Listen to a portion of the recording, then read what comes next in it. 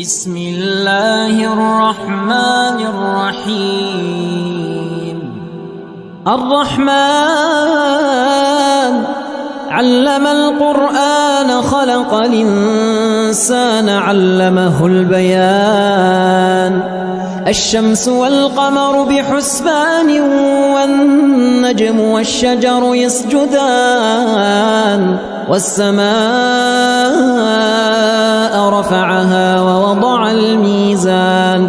ألا تطغوا في الميزان وأقيموا الوزن بالقسط ولا تخسروا الميزان والأرض وضعها للأنام فيها فاكهة والنخل ذات الأكمام والحب ذو العصف والريحان فبأي آلاء ربكما تكذبان. خلق الإنسان من صلصال كالفخار وخلق الجان من مارج من نار فبأي آلاء ربكما تكذبان. رب المشرقين ورب المغربين فبأي آلاء ربكما تكذبان. مرج البحرين يلتقيان بينهما برزخ لا يبغيان فبأي آلاء ربكما تكذبان. يخرج منهما اللؤلؤ والمرجان فبأي آلاء ربكما تكذبان. وله الجوار المنشآت في البحر كالأعلام فبأي آلاء ربكما تكذبان. كل من عليها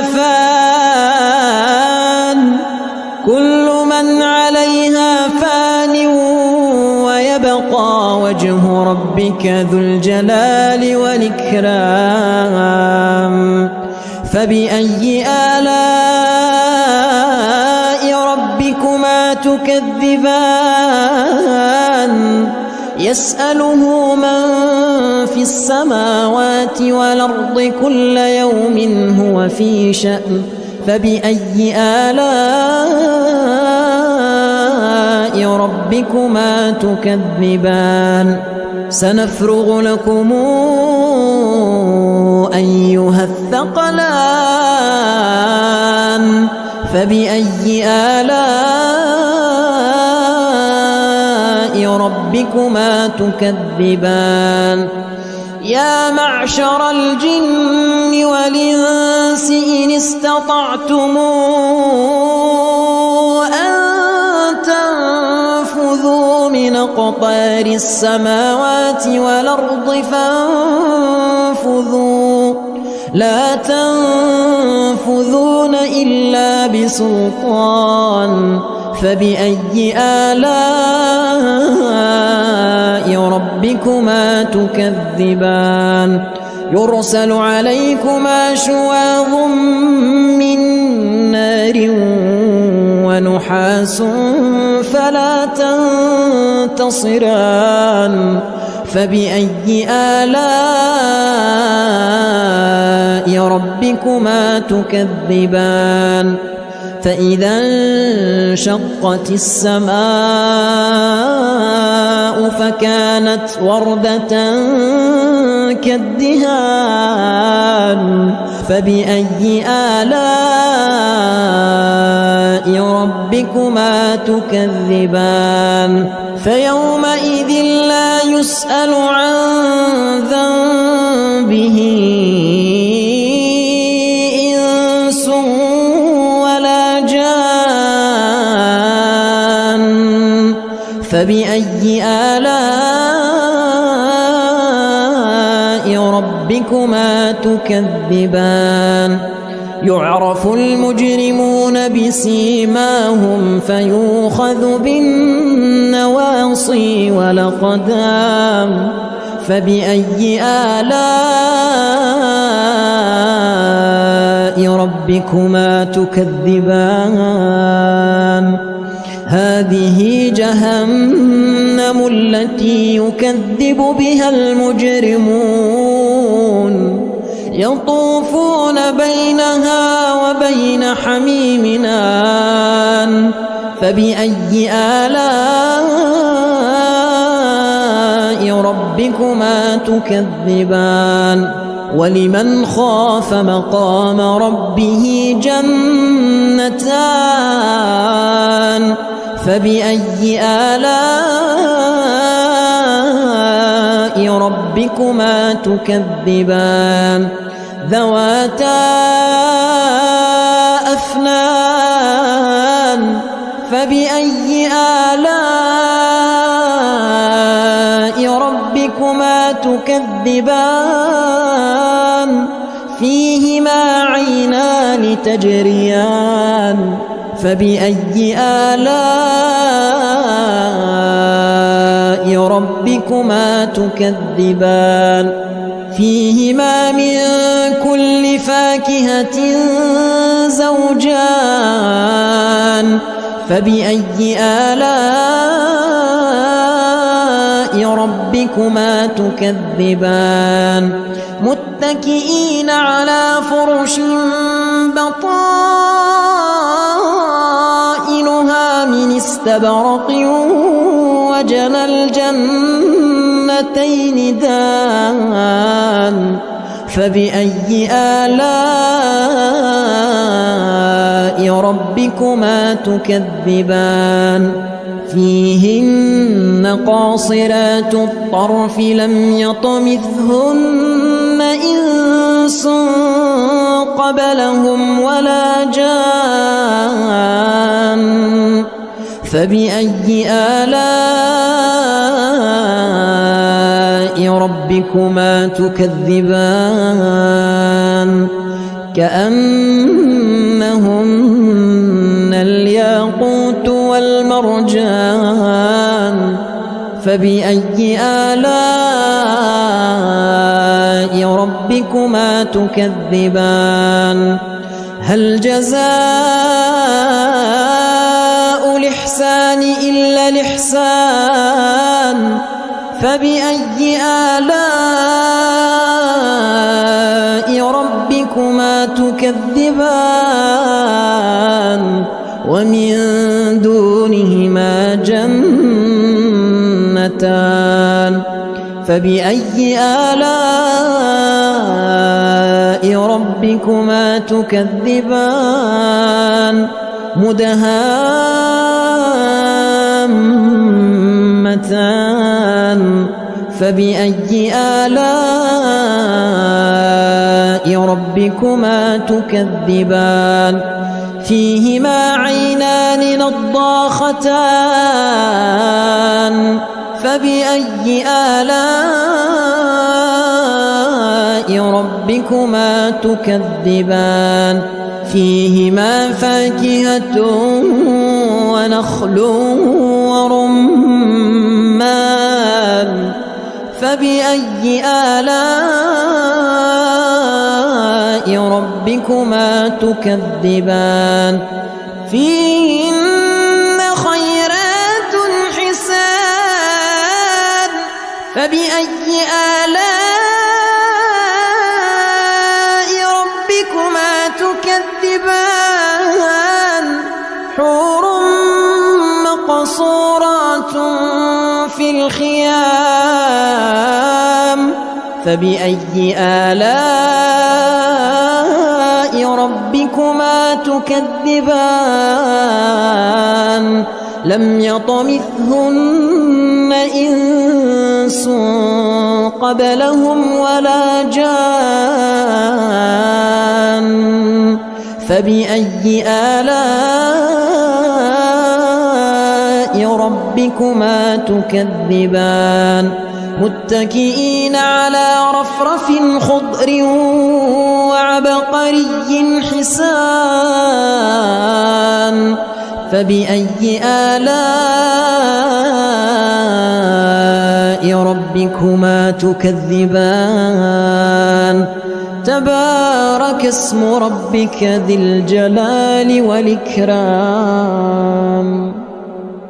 بسم الله الرحمن الرحيم. تبارك الذي بيده الملك وهو على كل شيء قدير. الذي خلق الموت والحياة ليبلوكم أيكم أحسن عملا وهو العزيز الغفور.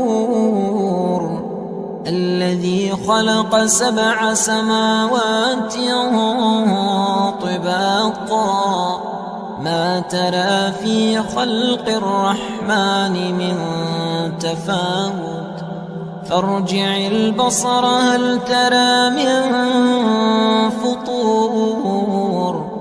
ثم ارجع البصر كرتين ينقلب إليك البصر خاسئا وهو حسير. ولقد زينا السماء الدنيا بمصابيح وجعلناها رجوما للشياطين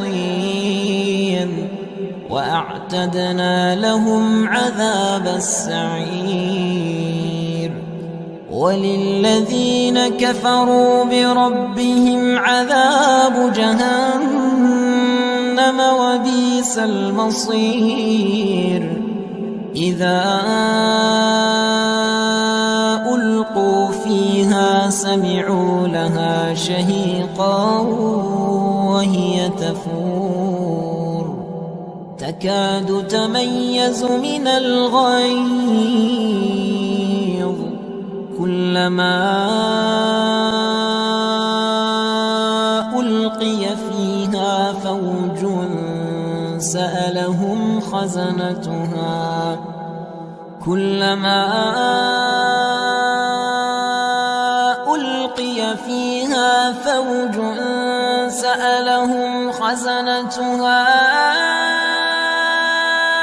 ألم يأتكم نذير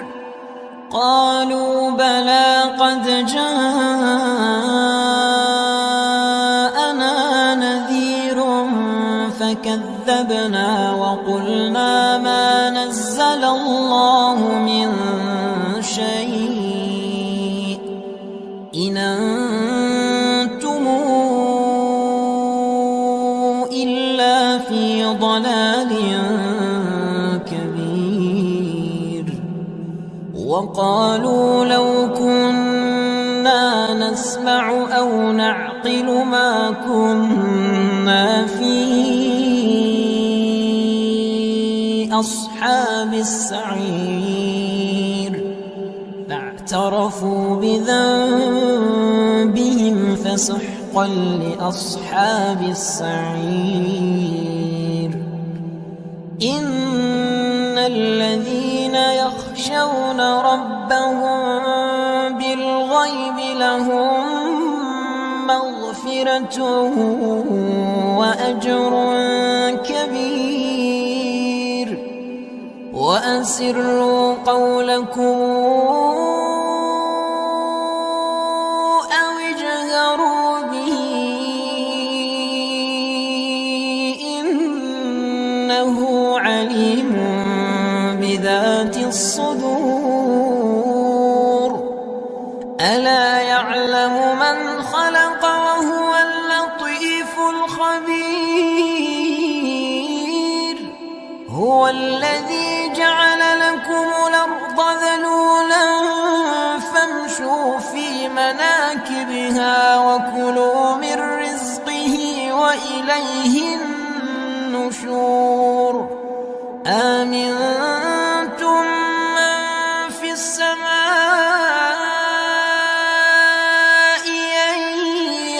يخسف بكم الأرض فإذا هي تمور أم أمنتم من في السماء أن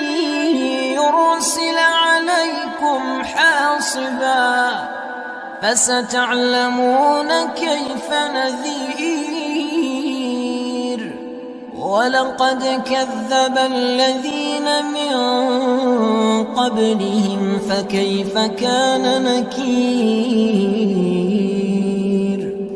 أولم يروا إلى الطير فوقهم صافات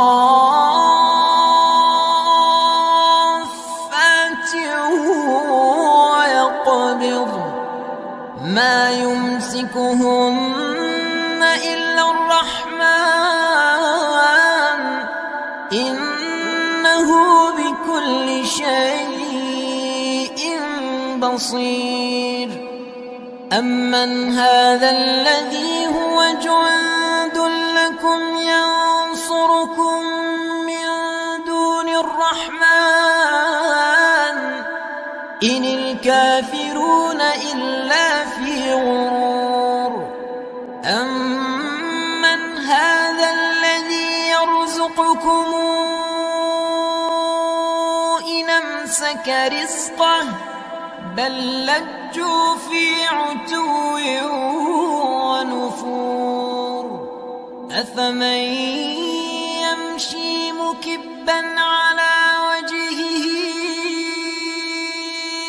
أهدى أمن يمشي سويا على صراط مستقيم قل هو الذي أنشأكم وجعل لكم السمع والأبصار والأفئدة قليلا ما تشكرون قل هو الذي ذرأكم في الأرض وإليه تحشرون ويقولون متى هذا الوعد إن كنتم صادقين قل إنما العلم عند الله وإنما أنا نذير مبين فلما رأوه زلفة سيئت وجوه الذين كفروا وقيل هذا الذي كنتم به تدعون قل رأيتم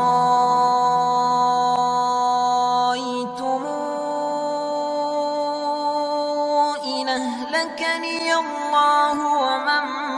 معي أو رحمنا فمن يجير الكافرين من عذاب أليم قل هو الرحمن آمنا به وعليه توكلنا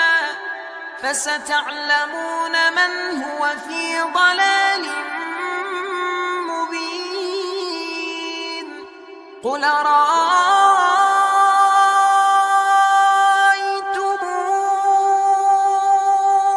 إن أصبح ماؤكم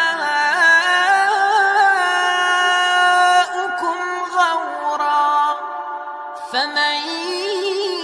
يأتيكم بماء معين بسم الله الرحمن الرحيم إذا وقعت الواقعة ليس لوقعتها كاذبة خافضة رافعة إذا رجت الأرض رجا وبست الجبال بسا فكانت هباء منبثا وكنتم أزواجا ثلاثة فأصحاب الميمنة ما أصحاب الميمنة وأصحاب المشأمة ما أصحاب المشأمة والسابقون السابقون أولئك المقربون في جنات النعيم ثلة من الأولين وقليل من الآخرين على سرر موضونة متكئين عليها متقابلين يطوف عليهم ولدان مخلدون بأكواب وأباريق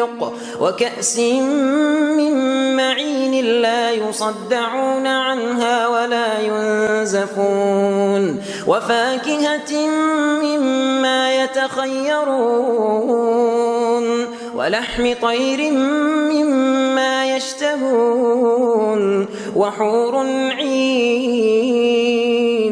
كأمثال اللؤلؤ المكنون جزاء بما كانوا يعملون لا يسمعون فيها لغوا ولا تاثيما إلا قيلا سلاما سلاما وأصحاب اليمين ما أصحاب اليمين في سدر مخضود وطلح منضود وظل ممدود وماء مسكوب وفاكهة كثيرة لا مقطوعة ولا ممنوعة وفرش مرفوعة إنا أنشأناهن إنشاء فجعلناهن أبكارا عربا أترابا لأصحاب اليمين ثلة من الأولين وثلة من الآخرين وأصحاب الشمال ما أصحاب الشمال في سموم وحميم وظل من يحموم لا بارد ولا كريم إنهم كانوا قبل ذلك مترفين وكانوا يصرون على الحنث العظيم وكانوا يقولون أئذا متنا وكنا ترابا وعظاما إنا لمبعوثون أو آباؤنا الأولون قل إن الأولين والآخرين لمجموعون إلى ميقات يوم معلوم ثم إنكم أيها الضالون المكذبون لآكلون من شجر من زقوم فمالئون منها البطون فشاربون عليه من الحميم فشاربون شرب الهيم هذا نزلهم يوم الدين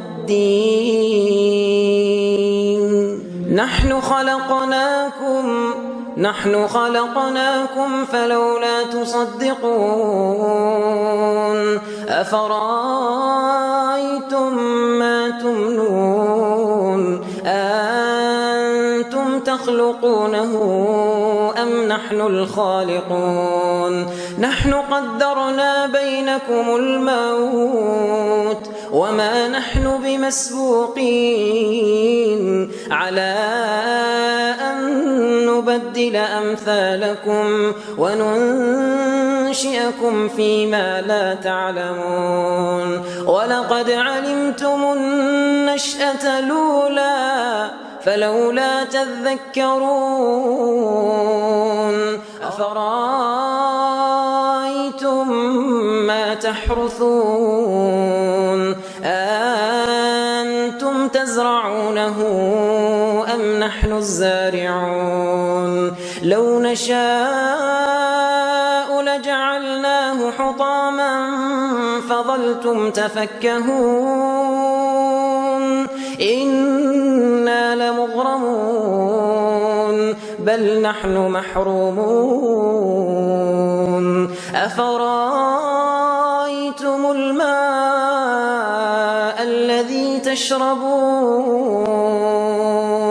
أأنتم أنزلتموه من المزن أم نحن المنزلون لو نشاء جعلناه أجاجا فلولا تشكرون أفرأيتم النار التي تورون أأنتم أنشأتم شجرتها أم نحن المنشئون نحن جعلناها تذكرة ومتاعا للمقوين فسبح باسم ربك العظيم فلا أقسم بمواقع النجوم وإنه لقسم لو تعلمون عظيم إنه لقرآن كريم في كتاب مكنون لا يمسه إلا المطهرون تنزيل من رب العالمين أفبهذا الحديث أنتم مدهنون وتجعلون رزقكم أنكم تكذبون فلولا إذا بلغت الحلقوم وأنتم حينئذ تنظرون ونحن أقرب إليه منكم ولكن لا تبصرون فلولا إن كنتم غير مدينين ترجعونها إن كنتم صادقين فأما إن كان من المقربين فروح وريحان وجنة نعيم وأما إن كان من أصحاب اليمين فسلام لك من أصحاب اليمين وأما إن كان من المكذبين الضالين فنزل من حميم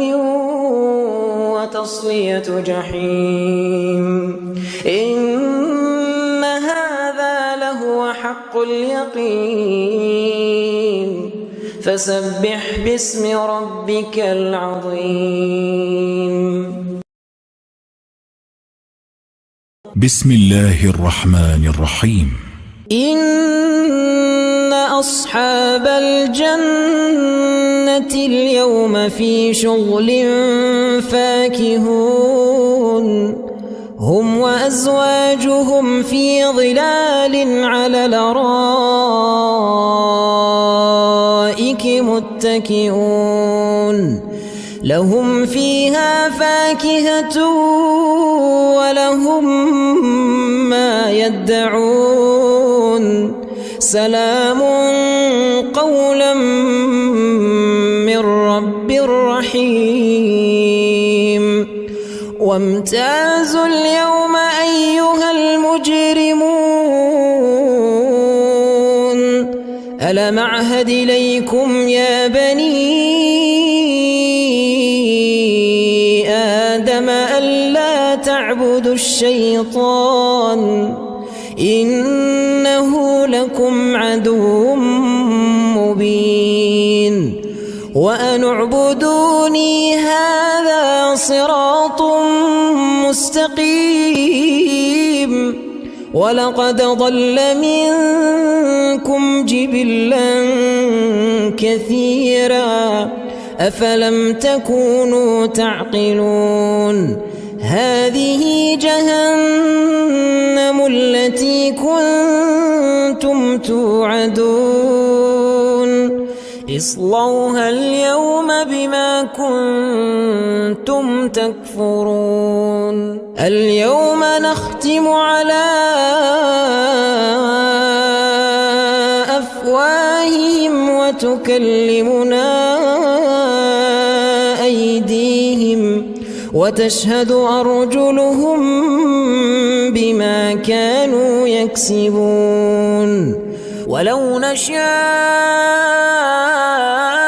لطمسنا على أعينهم فاستبقوا الصراط فأنى يبصرون ولو نشاء لمسخناهم على مكانتهم فما استطاعوا مضيا ولا يرجعون ومن نعمره ننكسه في الخلق أفلا تعقلون وما علمناه الشعر وما ينبغي له إن هو إلا ذكر وقرآن مبين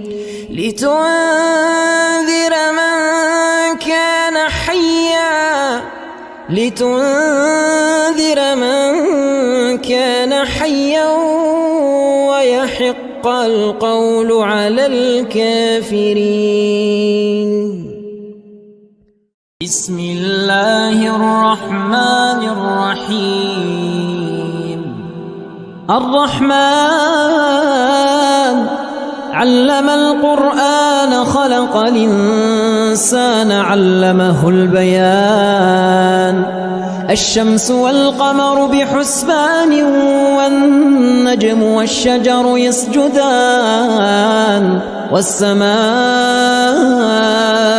رفعها ووضع الميزان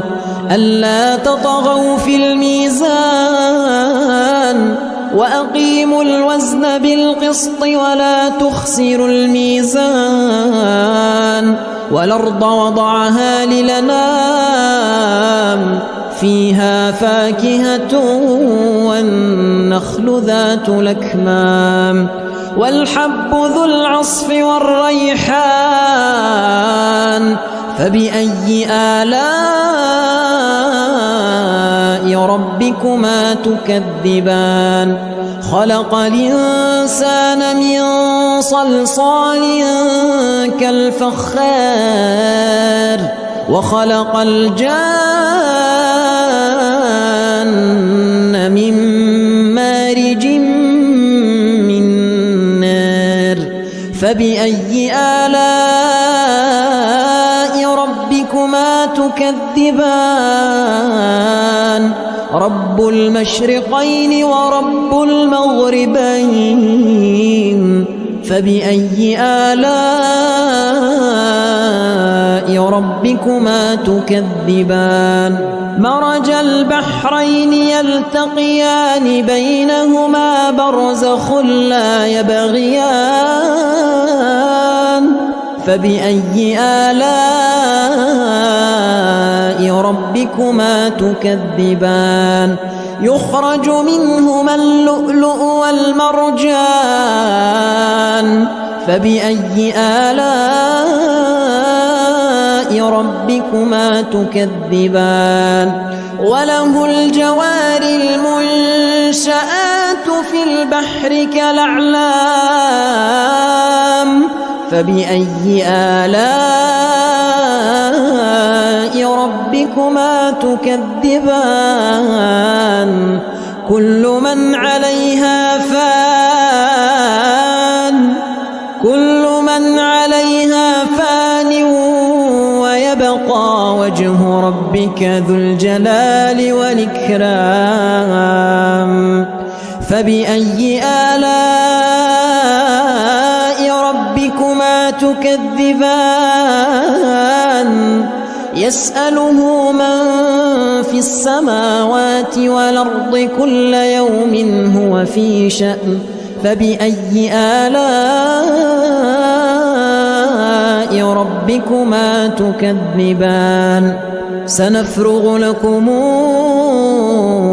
أيها الثقلان فبأي آلاء ربكما تكذبان يا معشر الجن والإنس إن استطعتم أن تنفذوا من أقطار السماوات والأرض فانفذوا لا تنفذون إلا بسلطان فبأي آلاء ربكما تكذبان يرسل عليكما شواظ من نار ونحاس فلا تنتصران فبأي آلاء ربكما تكذبان فإذا انشقت السماء فكانت وردة كالدهان فبأي آلاء ربكما تكذبان فيومئذ لا يسأل عن ذنبه إنس ولا جان فبأي آلاء ربكما تكذبان يعرف المجرمون بسيماهم فيؤخذ بالنواصي والأقدام فبأي آلاء ربكما تكذبان هذه جهنم التي يكذب بها المجرمون يطوفون بينها وبين حميم آن فبأي آلاء ربكما تكذبان ولمن خاف مقام ربه جنتان فبأي آلاء ربكما تكذبان ذواتا أفنان فبأي آلاء ربكما تكذبان فيهما عينان تجريان فبأي آلاء ربكما تكذبان فيهما من كل فاكهة زوجان فبأي آلاء ربكما تكذبان متكئين على فرش بطائنها من استبرق وجنى الجنتين دان فبأي آلاء ربكما تكذبان فيهن قاصرات الطرف لم يطمثهن إنس قبلهم ولا جان فبأي آلاء ربكما تكذبان كأنهن الياقوت والمرجان فبأي آلاء ربكما تكذبان هل جزاء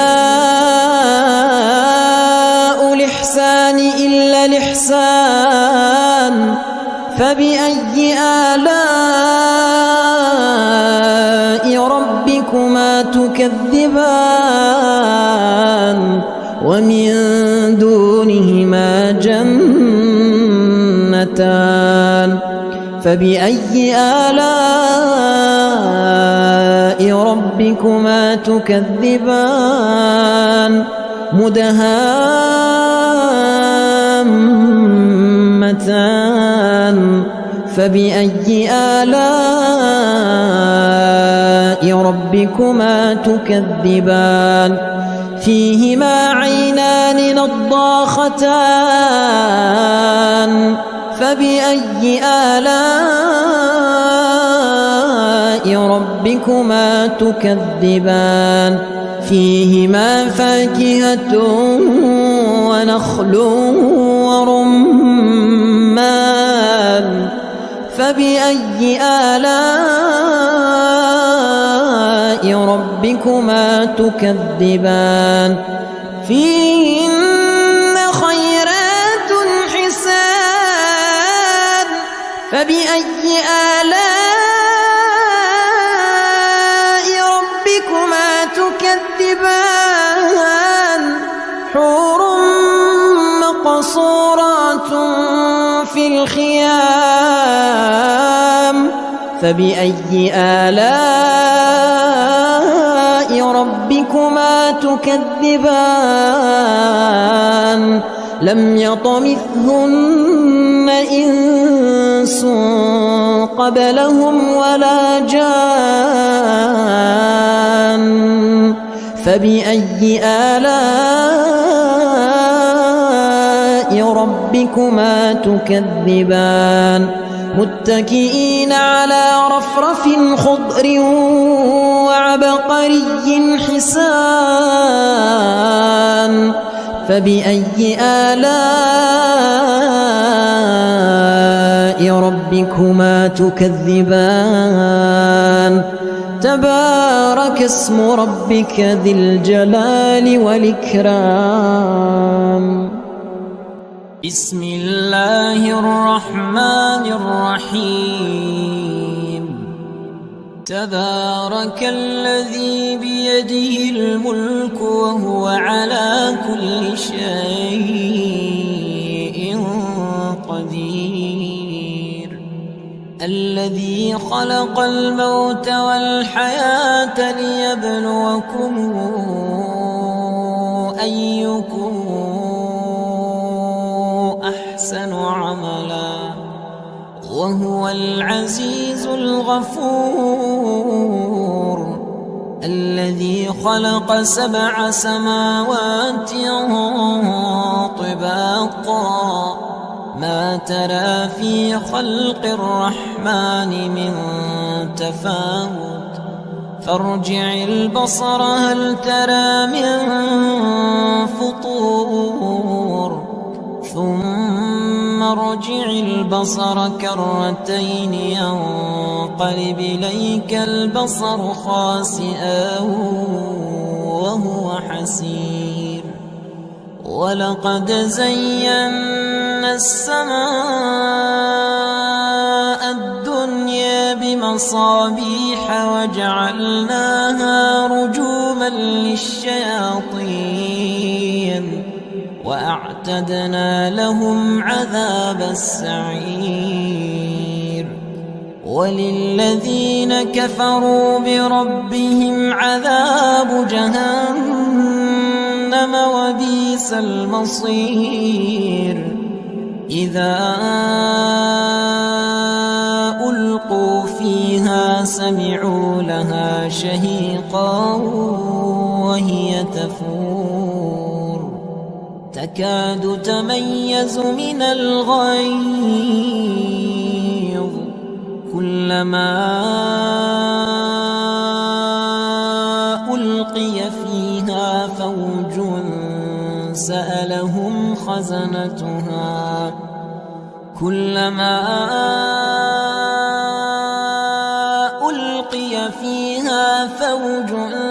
سألهم خزنتها ألم ياتكم نذير قالوا بلى قد جاءنا نذير فكذبنا وقلنا ما نزل الله من شيء إن أنتم إلا في ضلال كبير وقالوا لو كنا نسمع أو نعقل ما كنا في أصحاب السعير فاعترفوا بذنبهم فسحقا لأصحاب السعير إن الذين يخشون ربهم بالغيب لهم مغفرة وأجر كبير وأسروا قولكم أو اجهروا به إنه عليم بذات الصدور ألا يعلم من خلق وهو اللطيف الخبير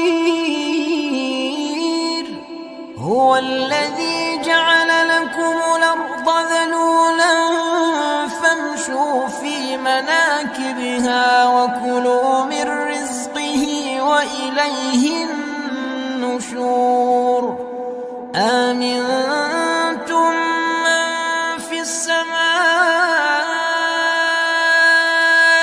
أن يخسف بكم الأرض فإذا هي تمور أم أمنتم من في السماء أن يرسل عليكم حاصبا فستعلمون كيف نذير ولقد كذب الذين من قبلهم فكيف كان نكير أولم يروا إلى الطير فوقهم صافات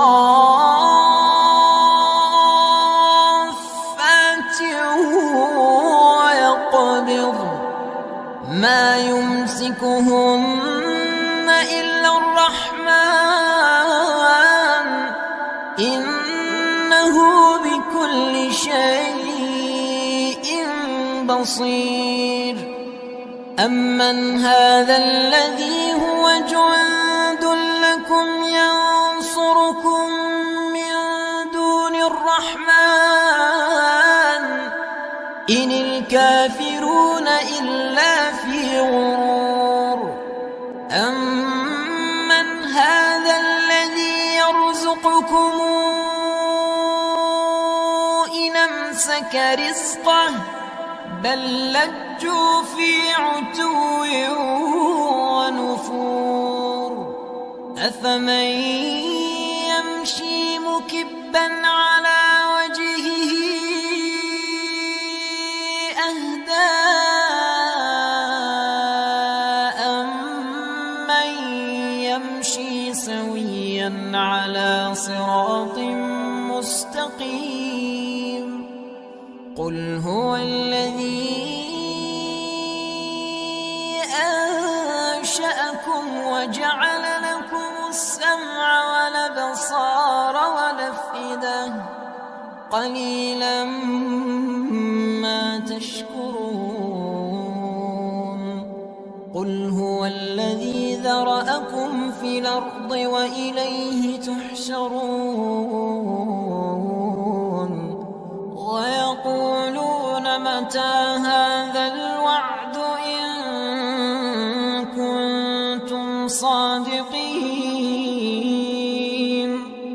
قل إنما العلم عند الله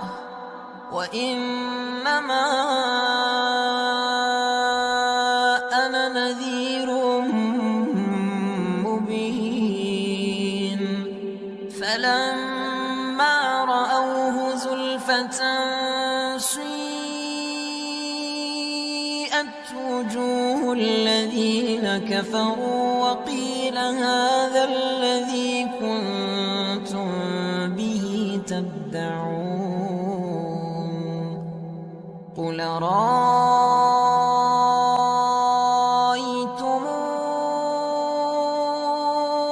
إن أهلكني الله ومن معي أو رحمنا فمن يجير الكافرين من عذاب أليم قل هو الرحمن آمنا به وعليه توكلنا فستعلمون من هو في ضلال مبين قل أرأيتم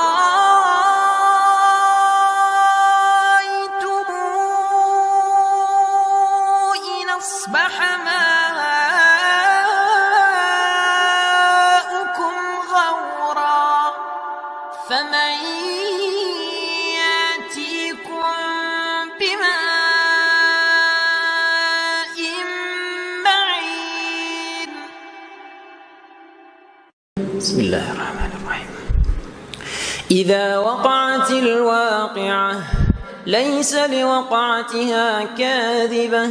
خافضة رافعة إذا رجت الأرض رجا وبست الجبال بسا فكانت هباء منبثا وكنتم أزواجا ثلاثة فأصحاب الميمنة ما أصحاب الميمنة وأصحاب المشأمة ما أصحاب المشأمة والسابقون السابقون أولئك المقربون في جنات النعيم ثلة من الأولين وقليل من الآخرين على سرر موضونة متكئين عليها متقابلين يطوف عليهم ولدان مخلدون بأكواب وأباريق وكأس من معين لا يصدعون عنها ولا ينزفون وفاكهة مما يتخيرون ولحم طير مما يشتهون وحور عين كأمثال اللؤلؤ المكنون جزاء بما كانوا يعملون لا يسمعون فيها لغوا ولا تاثيما إلا قيلا سلاما سلاما وأصحاب اليمين ما أصحاب اليمين في سدر مخضود وطلح منضود وظل ممدود وماء مسكوب وفاكهة كثيرة لا مقطوعة ولا ممنوعة وفرش مرفوعة إنا أنشأناهن إنشاء فجعلناهن أبكارا عربا أترابا لأصحاب اليمين ثلة من الأولين وثلة من الآخرين وأصحاب الشمال ما أصحاب الشمال في سموم وحميم وظل من يحموم لا بارد ولا كريم إنهم كانوا قبل ذلك مترفين وكانوا يصرون على الحنث العظيم وكانوا يقولون أئذا متنا وكنا ترابا وعظاما إنا لمبعوثون أو آباؤنا الأولون قل إن الأولين والآخرين لمجموعون إلى ميقات يوم معلوم ثم إنكم أيها الضالون المكذبون لآكلون من شجر من زقوم فمالئون منها البطون فشاربون عليه من الحميم فشاربون شرب الهيم هذا نزلهم يوم الدين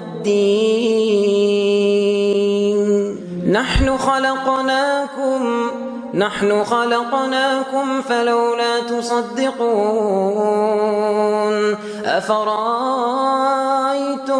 ما تمنون أنتم تخلقونه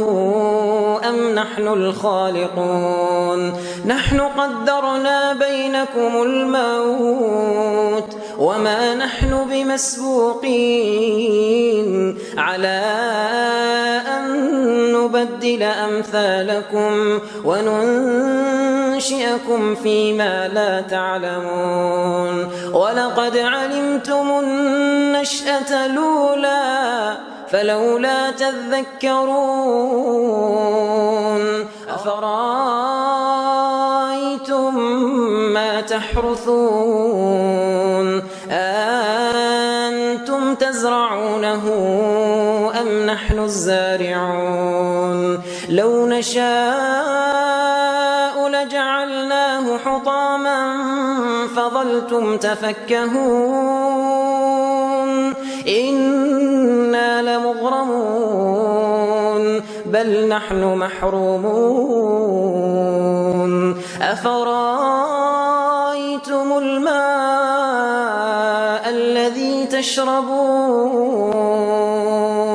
أنتم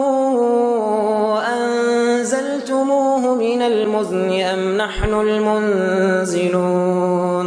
لو نشاء جعلناه أجاجا فلولا تشكرون أفرأيتم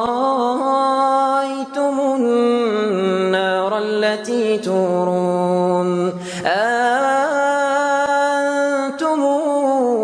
أنشأتم شجرتها أم نحن المنشئون نحن جعلناها تذكرة ومتاعا للمقوين فسبح باسم ربك العظيم فلا أقسم بمواقع النجوم وإنه لقسم لو تعلمون عظيم إنه لقرآن كريم في كتاب مكنون لا يمسه إلا المطهرون تنزيل من رب العالمين أفبهذا الحديث أنتم مدهنون وتجعلون رزقكم أنكم تكذبون فلولا إذا بلغت الحلقوم وأنتم حينئذ تنظرون ونحن ونحن أقرب إليه منكم ولكن لا تبصرون فلولا إن كنتم غير مدينين ترجعونها إن كنتم صادقين فأما إن كان من المقربين فروح وريحان وجنة نعيم وأما إن كان من أصحاب اليمين فسلام لك من أصحاب اليمين وأما إن كان من المكذبين الضالين فنزل من حميم وتصلية جحيم إن هذا لهو حق اليقين فسبح باسم ربك العظيم بسم الله الرحمن الرحيم إن أصحاب الجنة اليوم في شغل فاكهون هم وأزواجهم في ظلال على الأرائك متكئون لهم فيها فاكهة ولهم ما يدعون سلام قولا من رب رحيم وامتازوا اليوم أيها المجرمون ألم أعهد إليكم يا بني آدم ألا تعبدوا الشيطان إنه لكم عدو مبين وأن اعبدوني هذا صراط مستقيم ولقد ضل منكم جبلا كثيرا أفلم تكونوا تعقلون هذه جهنم التي كنتم توعدون اصلوها اليوم بما كنتم تكفرون اليوم نختم على أفواههم وتكلمنا أيديهم وتشهد أرجلهم بما كانوا يكسبون ولو نشاء لطمسنا على أعينهم فاستبقوا الصراط فأنى يبصرون ولو نشاء لمسخناهم على مكانتهم فما استطاعوا مضيا ولا يرجعون ومن نعمره ننكسه في الخلق أفلا تعقلون وما علمناه الشعر وما ينبغي له إن هو إلا ذكر وقرآن مبين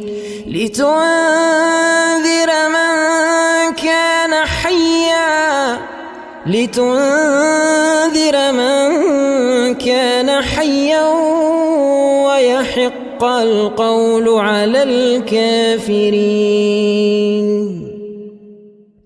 بسم الله الرحمن الرحيم الرحمن علم القرآن خلق الإنسان علمه البيان الشمس والقمر بحسبان والنجم والشجر يسجدان والسماء رفعها ووضع الميزان ألا تطغوا في الميزان وأقيموا الوزن بالقسط ولا تخسروا الميزان والأرض وضعها للأنام فيها فاكهة والنخل ذات الأكمام والحب ذو العصف والريحان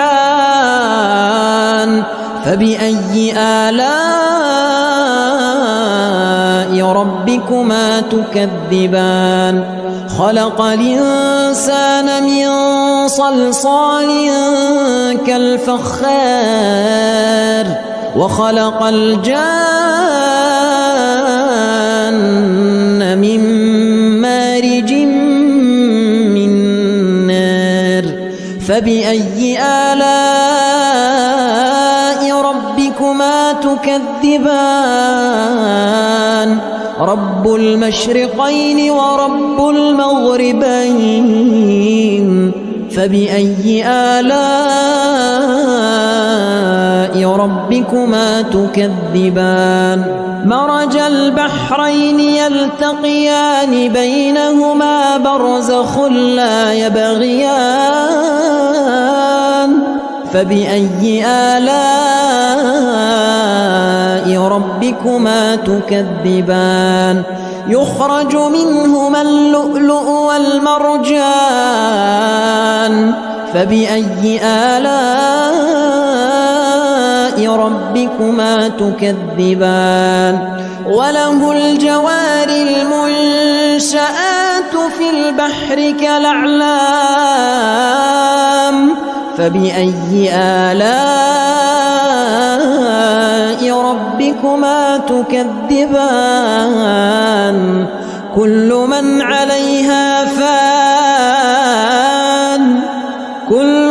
عليها فان ويبقى وجه ربك ذو الجلال والإكرام فبأي آلاء ربكما تكذبان يسأله من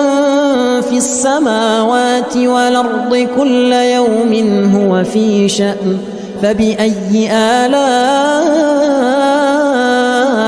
ربكما تكذبان سنفرغ لكم أيها الثقلان فبأي آلاء ربكما تكذبان يا معشر الجن والإنس إن استطعتم أن تنفذوا من أقطار السماوات والأرض فانفذوا لا تنفذون إلا بسلطان فبأي آلاء ربكما تكذبان يرسل عليكما شواظ من نار ونحاس فلا تنتصران فبأي آلاء ربكما تكذبان فإذا انشقت السماء فكانت وردة كالدهان فبأي آلاء ربكما تكذبان فيومئذ لا يسأل عن ذنبه إنس ولا جان فبأي آلاء ربكما تكذبان يعرف المجرمون بسيماهم فيؤخذ بالنواصي والأقدام فبأي آلاء ربكما تكذبان هذه جهنم التي يكذب بها المجرمون يطوفون بينها وبين حميم آن فبأي آلاء ربكما تكذبان ولمن خاف مقام ربه جنتان فبأي آلاء ربكما تكذبان ذواتا أفنان فبأي آلاء ربكما تكذبان فيهما عينان تجريان فبأي آلاء ربكما تكذبان فيهما من كل فاكهة زوجان فبأي آلاء ربكما تكذبان متكئين على فرش بطائنها من استبرق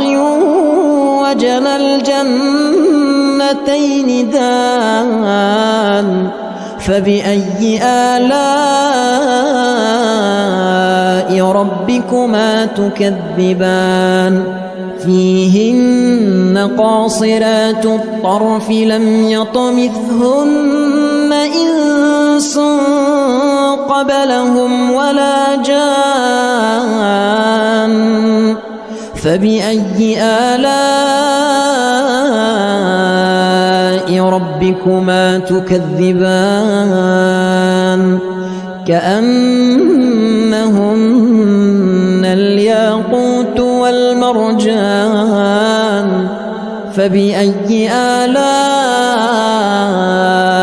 ربكما تكذبان هل جزاء الإحسان إلا الإحسان فبأي آلاء ربكما تكذبان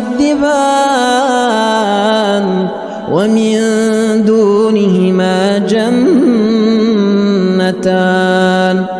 فبأي آلاء ربكما تكذبان مدهامتان فبأي آلاء ربكما تكذبان فيهما عينان نضاختان فبأي آلاء ربكما تكذبان فيهما فاكهة ونخل ورمان فبأي آلاء ربكما تكذبان فيهن خيرات حسان فبأي آلاء ربكما تكذبان حور مقصورات في الخيام فبأي آلاء ربكما تكذبان لم يطمثهن إنس قبلهم ولا جان فبأي آلاء ربكما تكذبان متكئين على رفرف خضر وعبقري عري حسان فبأي آلاء ربكما تكذبان تبارك اسم ربك ذي الجلال والإكرام بسم الله الرحمن الرحيم تبارك الذي بيده الملك وهو على كل شيء قدير الذي خلق الموت والحياة ليبلوكم أيكم أحسن عملا وهو العزيز الغفور الذي خلق 7 سماوات طباقا ما ترى في خلق الرحمن من تفاوت فارجع البصر هل ترى من فطور ثم ارجع البصر كرتين ينقلب إليك البصر خاسئا وهو حسير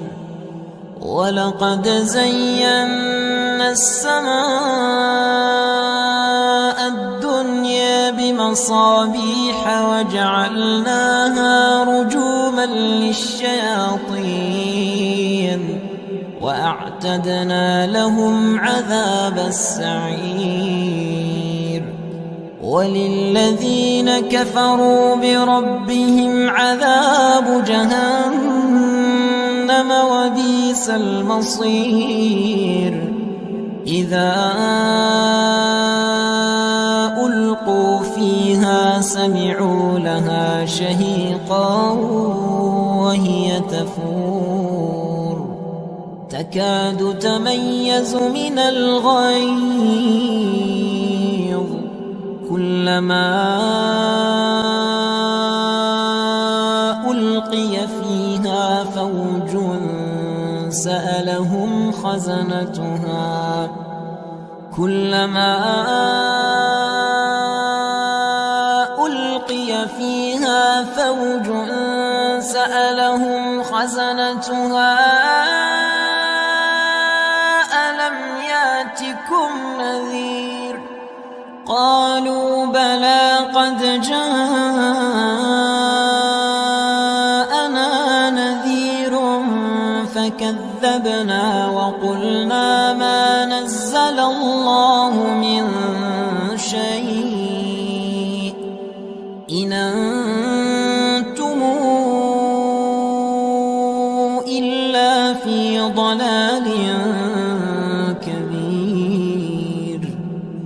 وقالوا لو كنا نسمع أو نعقل ما كنا في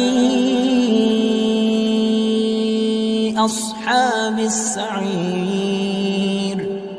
فاعترفوا بذنبهم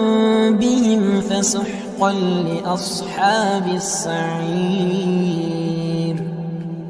إن الذين يخشون ربهم بالغيب لهم مغفرة وأجر كبير وأسروا قولكم أو اجهروا به إنه عليم بذات الصدور ألا يعلم من خلق وهو اللطيف الخبير هو الذي جعل لكم الأرض ذلولا فامشوا في مناكبها وكلوا من رزقه وإليه النشور أمنتم من في السماء أن يخسف بكم الأرض فإذا هي تمور أم أمنتم من في السماء أن يرسل عليكم حاصبا فستعلمون كيف نذير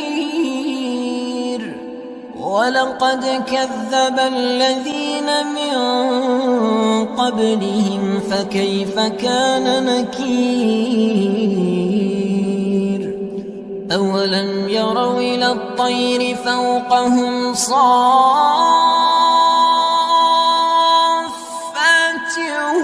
ويقبض ما يمسكهن إلا الرحمن إنه بكل شيء بصير أمن هذا الذي هو جند لكم ينصركم من دون الرحمن إن الكافرون إلا في غرور أمن هذا الذي يرزقكم إن أمسك رزقه بل لجوا في عتو ونفور أفمن يمشي مكبا على وجهه أهدى أمن يمشي سويا على صراط مستقيم قل هو الذي أنشأكم وجعل لكم السمع والأبصار والأفئدة قليلا ما تشكرون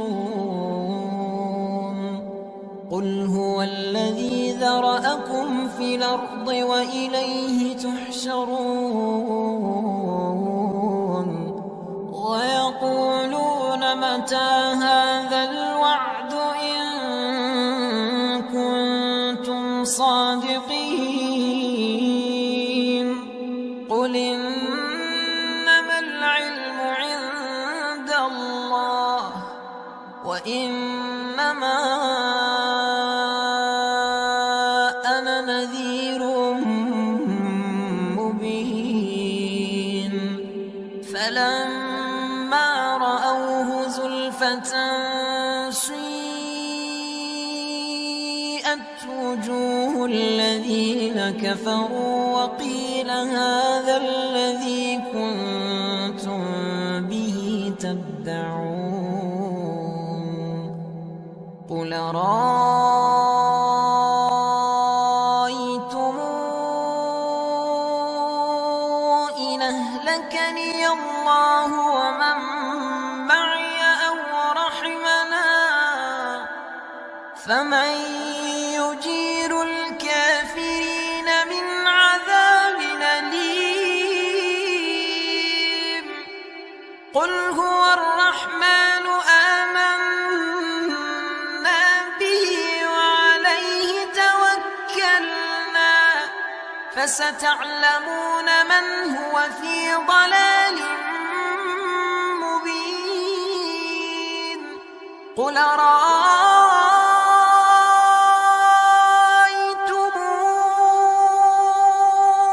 إن أصبح ماؤكم غورا فمن يأتيكم بماء معين بسم الله الرحمن الرحيم إذا وقعت الواقعة ليس لوقعتها كاذبة خافضة رافعة إذا رجت الأرض رجا وبست الجبال بسا فكانت هباء منبثا وكنتم أزواجا ثلاثة فأصحاب الميمنة ما أصحاب الميمنة وأصحاب المشأمة ما أصحاب المشأمة والسابقون السابقون أولئك المقربون في جنات النعيم ثلة من الأولين وقليل من الآخرين على سرر موضونة متكئين عليها متقابلين يطوف عليهم ولدان مخلدون بأكواب وأباريق وكأس من معين لا يصدعون عنها ولا ينزفون وفاكهة مما يتخيرون ولحم طير مما يشتهون وحور عين كأمثال اللؤلؤ المكنون جزاء بما كانوا يعملون لا يسمعون فيها لغوا ولا تاثيما إلا قيلا سلاما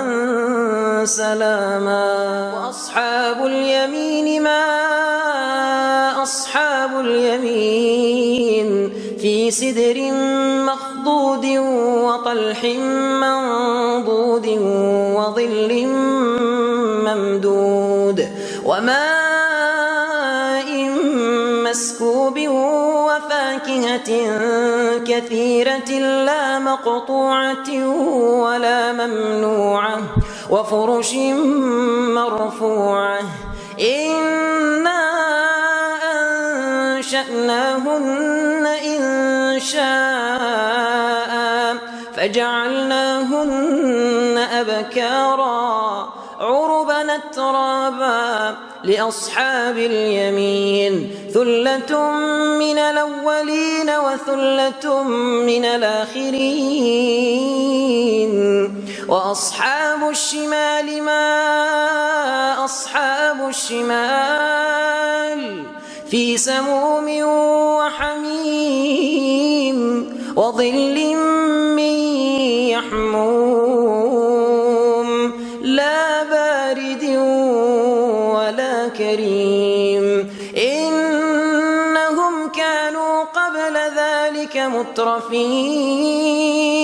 وكانوا يصرون على الحنث العظيم وكانوا يقولون أئذا متنا وكنا ترابا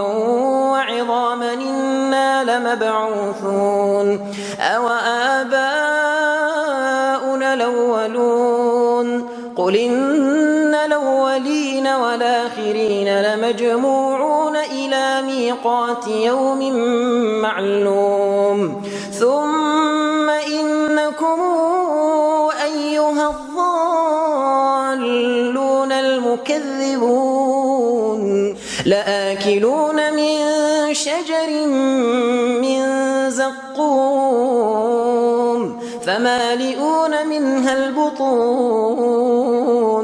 فشاربون عليه من الحميم فشاربون شرب الهيم هذا نزلهم يوم الدين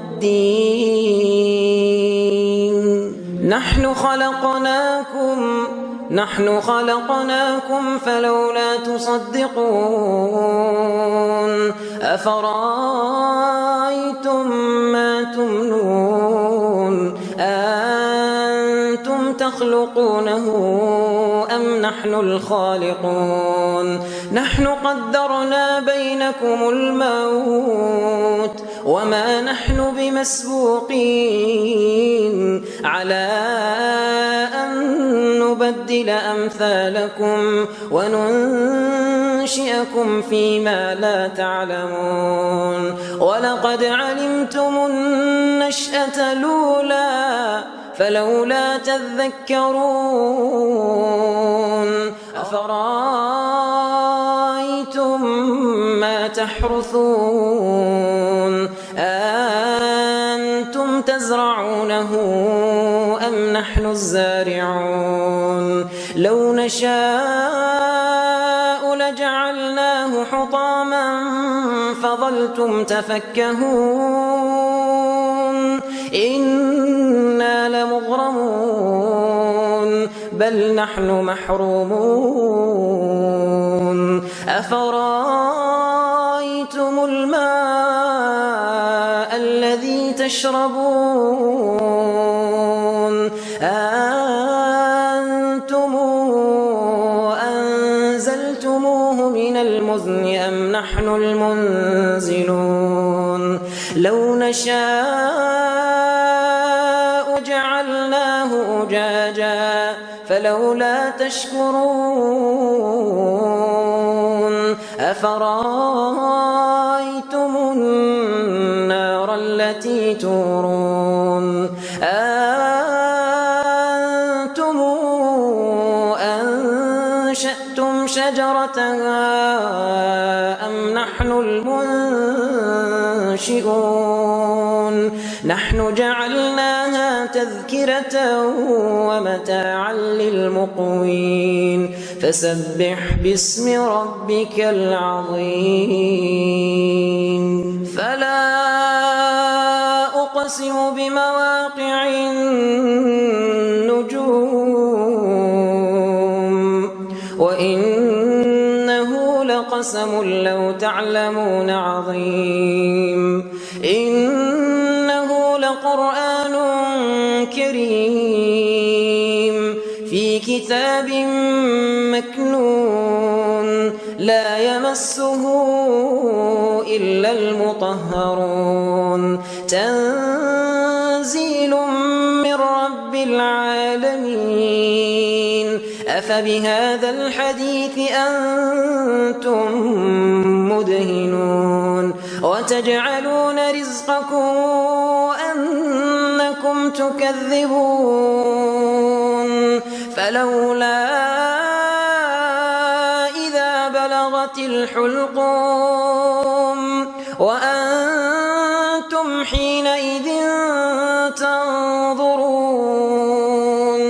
ونحن أقرب إليه منكم ولكن لا تبصرون فلولا إن كنتم غير مدينين ترجعونها إن كنتم صادقين فأما إن كان من المقربين فروح وريحان وجنة نعيم وأما إن كان من أصحاب اليمين فسلام لك من أصحاب اليمين وأما إن كان من المكذبين الضالين فنزل من حميم وتصلية جحيم إن هذا لهو حق اليقين فسبح باسم ربك العظيم بسم الله الرحمن الرحيم إن أصحاب الجنة اليوم في شغل فاكهون هم وأزواجهم في ظلال على الأرائك متكئون لهم فيها فاكهة ولهم ما يدعون سلام قولا من رب رحيم وامتازوا اليوم أيها المجرمون ألم أعهد إليكم يا بني ألا تعبدوا الشيطان إنه لكم عدو مبين وأن اعبدوني هذا صراط مستقيم ولقد ضل منكم جبلا كثيرا أفلم تكونوا تعقلون هذه جهنم التي كنتم توعدون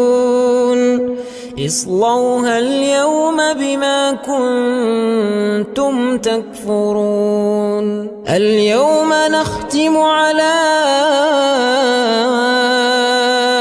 أفواههم وتكلمنا أيديهم وتشهد أرجلهم بما كانوا يكسبون ولو نشاء لطمسنا على أعينهم فاستبقوا الصراط فأنى يبصرون ولو نشاء لمسخناهم على مكانتهم فما استطاعوا مضيا ولا يرجعون ومن نعمره ننكسه في الخلق أفلا تعقلون وما علمناه الشعر وما ينبغي له إن هو إلا ذكر وقرآن مبين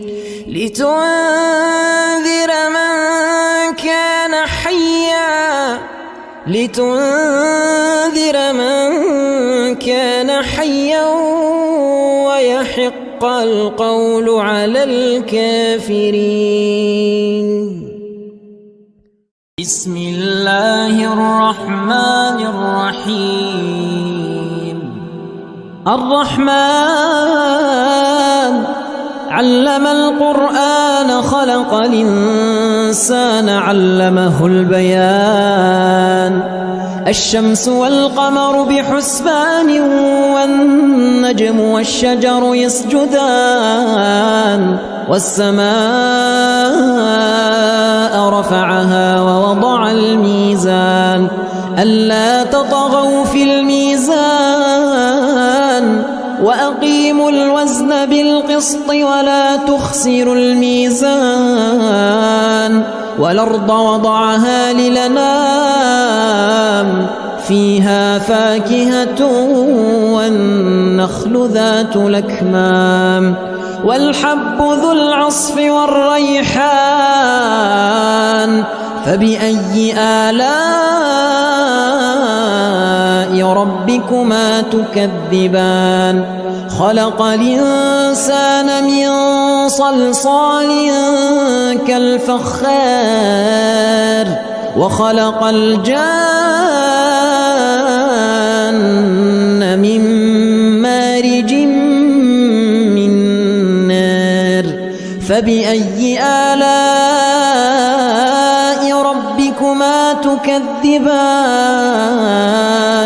رب المشرقين ورب المغربين فبأي آلاء ربكما تكذبان مرج البحرين يلتقيان بينهما برزخ لا يبغيان فبأي آلاء ربكما تكذبان يخرج منهما اللؤلؤ والمرجان فبأي آلاء ربكما تكذبان وله الجوار المنشآت في البحر كالأعلام فبأي آلاء ربكما تكذبان كل من عليها فان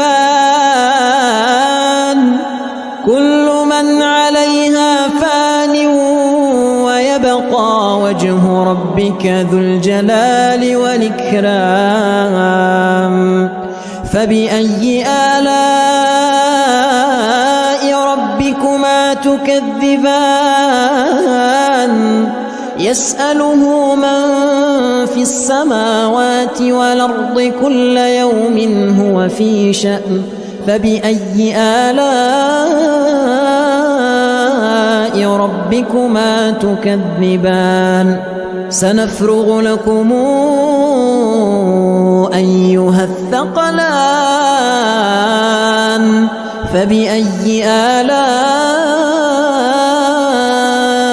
ربكما تكذبان يا معشر الجن والإنس إن استطعتم أن تنفذوا من أقطار السماوات والأرض فانفذوا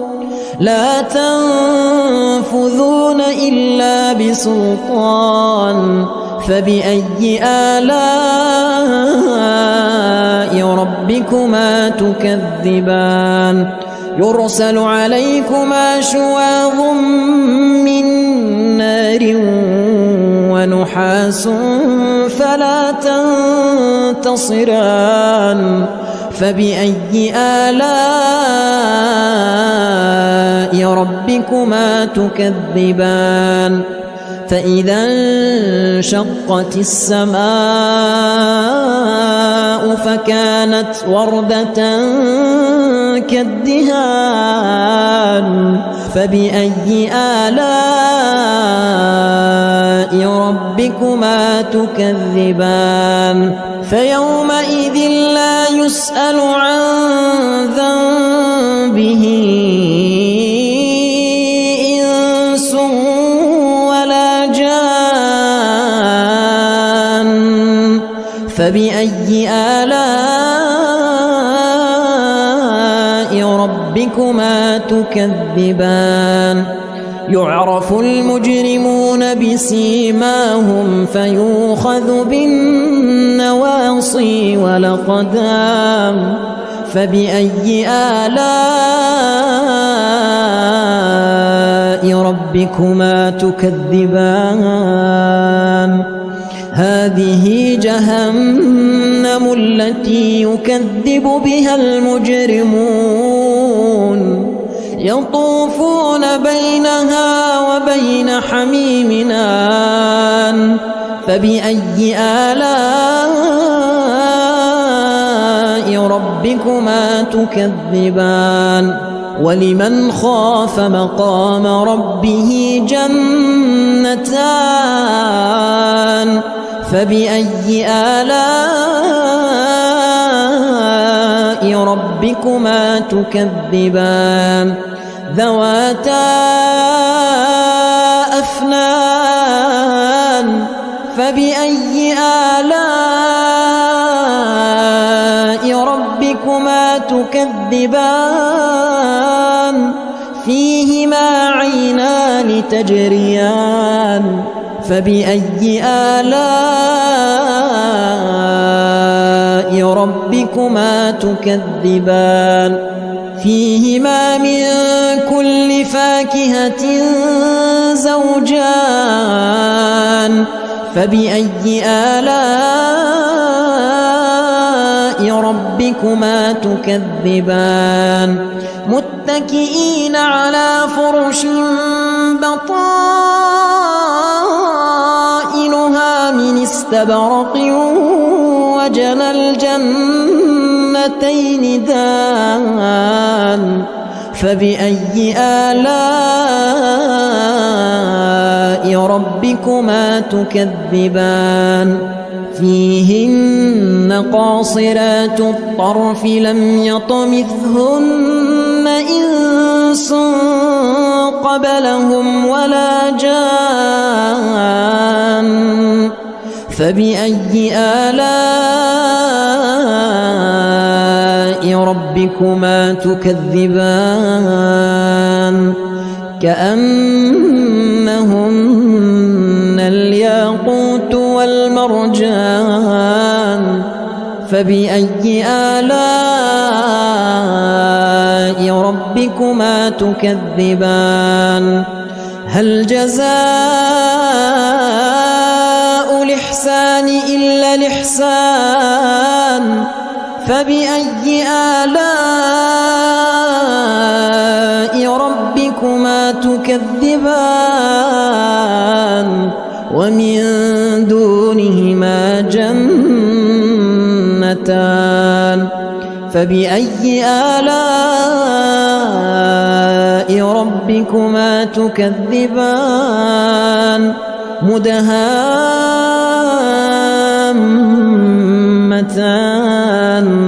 فبأي آلاء ربكما تكذبان فيهما عينان نضاختان فبأي آلاء ربكما تكذبان فيهما فاكهة ونخل ورمان فبأي آلاء ربكما تكذبان فيهن خيرات حسان فبأي آلاء ربكما تكذبان حور مقصورات في الخيام فبأي آلاء ربكما تكذبان لم يطمثهن إنس قبلهم ولا جان فبأي آلاء ربكما تكذبان متكئين على رفرف خضر وعبقري حسان فبأي آلاء ربكما تكذبان تبارك اسم ربك ذي الجلال والإكرام بسم الله الرحمن الرحيم تبارك الذي بيده الملك وهو على كل شيء قدير الذي خلق الموت والحياة ليبلوكم أيكم أحسن عملا وهو العزيز الغفور الذي خلق 7 سماوات طباقا ما ترى في خلق الرحمن من تفاوت فارجع البصر هل ترى من فطور ثم ارجع البصر كرتين ينقلب إليك البصر خاسئا وهو حسير ولقد زينا السماء الدنيا بمصابيح وجعلناها رجوما للشياطين وأعتدنا لهم عذاب السعير وللذين كفروا بربهم عذاب جهنم وبئس المصير إذا ألقوا فيها سمعوا لها شهيقا وهي تفور تكاد تميز من الغيظ كلما ألقي فيها فوج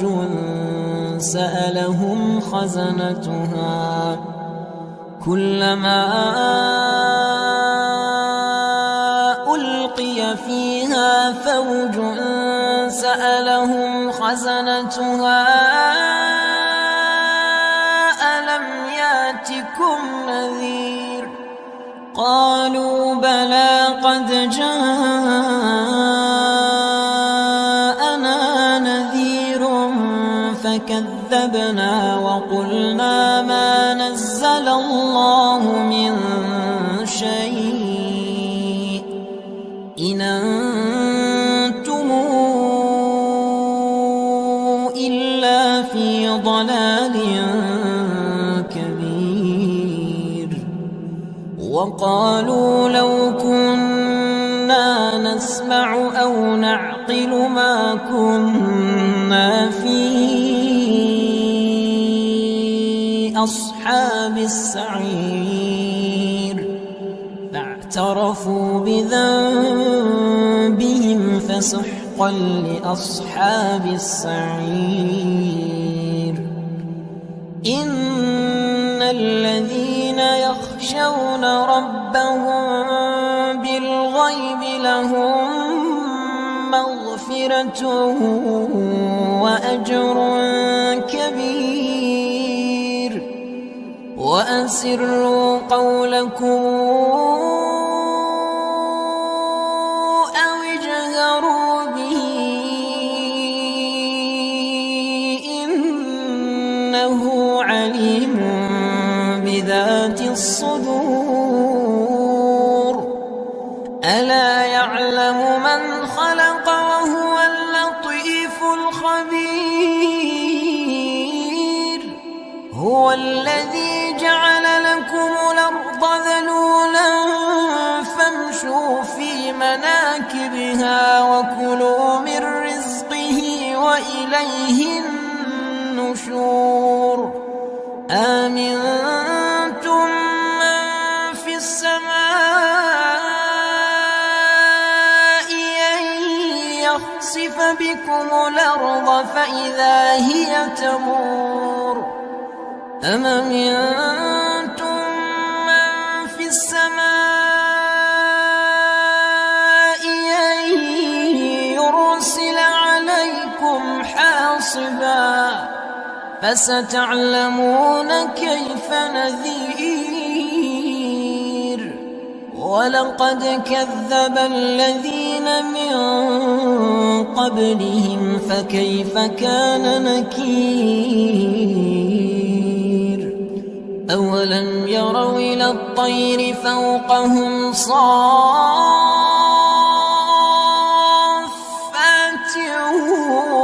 ويقبض ما يمسكهن إلا الرحمن إنه بكل شيء بصير أمن هذا الذي هو جند لكم ينصركم من دون الرحمن إن الكافرون إلا في غرور أمن هذا الذي يرزقكم إن أمسك رزقه بل لجوا في عتو ونفور أفمن يمشي مكبا على وجهه أهدى أمن يمشي سويا على صراط مستقيم قل هو الذي أنشأكم وجعل لكم السمع والأبصار والأفئدة قليلا ما تشكرون قل هو الذي ذرأكم في الأرض وإليه تحشرون ويقولون متى هذا الوعد إن كنتم صادقين قل إنما العلم عند وإنما أنا نذير مبين فلما رأوه زلفة سيئت وجوه الذين كفروا وقيل هذا الذي كنتم به تدعون قل رأيتم إن أهلكني الله ومن معي أو رحمنا فمن يجير الكافرين من عذاب أليم قل هو الرحمن آمنا به وعليه توكلنا فستعلمون من هو في ضلال مبين قل رأيتم